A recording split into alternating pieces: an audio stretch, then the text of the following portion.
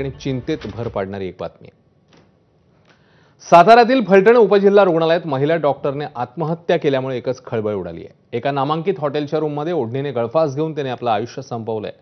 मृत डॉक्टरने हातावर सुसाईड नोट लिहिल्याने अनेक प्रश्नांना वाचा फुटली आहे। सुसाईड नोटमध्ये आपल्यावर अनेकदा बलात्कार झाल्याचा धक्कादायक दावा पीडितेने केलाय। पोलीस उपनिरीक्षक गोपाल बदनेने 4 वेळा बलात्कार केल्याचं सुसाईड नोटमध्ये लिहिलंय। तसंच दुसरा आरोपी प्रशांत बनकर यानेही मानसिक त्रास दिल्याचं सुसाईड नोटमध्ये म्हटलं।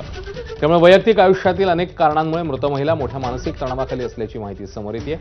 या प्रकरणातील दोन्ही आरोपींवर तातडीने कारवाईचे आदेश मुख्यमंत्र्यांनी दिले। पोलीस उपनिरीक्षक गोपाल बदनेचं तात्काळ निलंबन झालंय। मात्र बदने आणि बनकर दोघंही फरार आहेत आणि त्यांना शोधण्याचं मोठं आव्हान आता पोलिसांसमोर आहे। तर सुसाईड नोटमध्ये नेमकं काय लिहिलंय ते बघूया। माझ्या मरण्याचं कारण पोलीस निरीक्षक गोपाल बदने।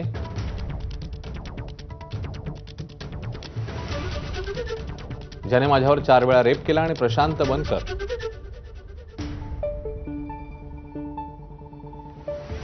माझा 4 महिने शारीरिक आणि मानसिक छळ केला।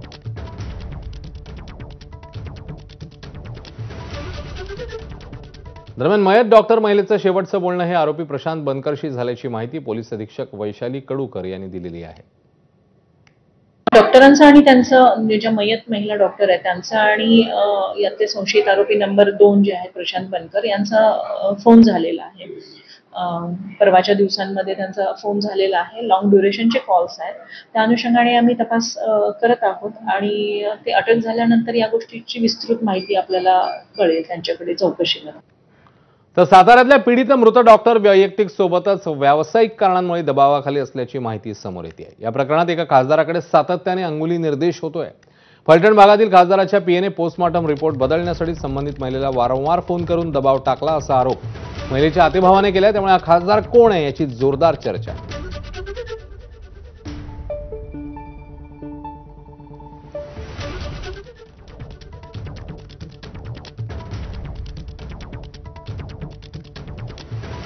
दरम्यान फलटणमधील महिला डॉक्टर आत्महत्येप्रकरणी आता ठाकरेंच्या शिवसेनेचे नेते अंबादास दानवेंनी राष्ट्रवादीच्या माजी खासदारांवर गंभीर आरोप केले आहेत। माजी खासदार रणजित नाईक निंबाळकरांचा भाऊ अभिजित निंबाळकर